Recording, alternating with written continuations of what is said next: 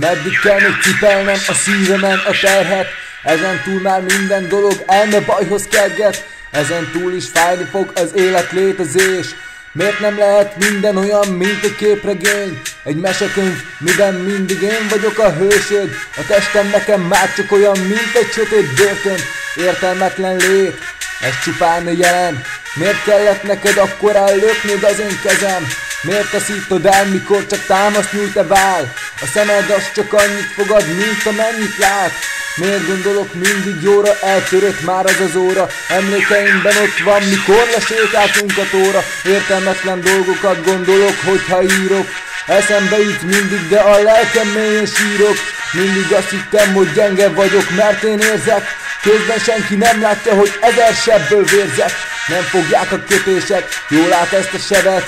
Nem maradnak mások, csak beforratlan hegyek. Izzó vasként égetnek a naív piti dolgok. A bánat tengeréből a szívnek vizet hordok.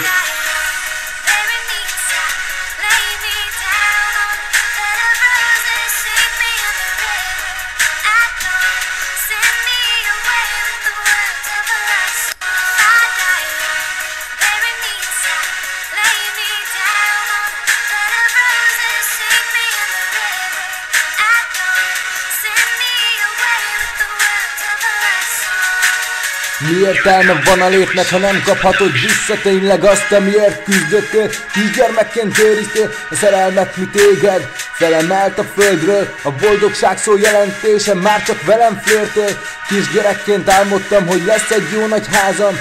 Életemben semmi másra, csak családra vágytam. Megtaláltam benned mindent, mire vágytam. Családomnak tekintelek, megosztom veled szárnyam. Odaadnám mindenem neked, hogyha kéred. Elégnék a pokolba, és cserében nem kérek. Nem kérek én viszonzást, mindent neked adom. A szívem darabjai mégis szétáznak egy padon. Miért engem kell gyötörjön az, amit most érzek? Mi mindig összetartoztunk, de nem értelek én téged. Akármi is történhetett, együtt megoldottuk. A sebeket mi kaptunk, mástól mindig befoltoztuk. Összetartó család voltunk, jöhetett bármi. Emlékszem még arra, hogy te tanítottál járni. Hozzád köt a sorsom, nem engedem kezed. Ha meddig csak élek, én mindig itt leszek neked.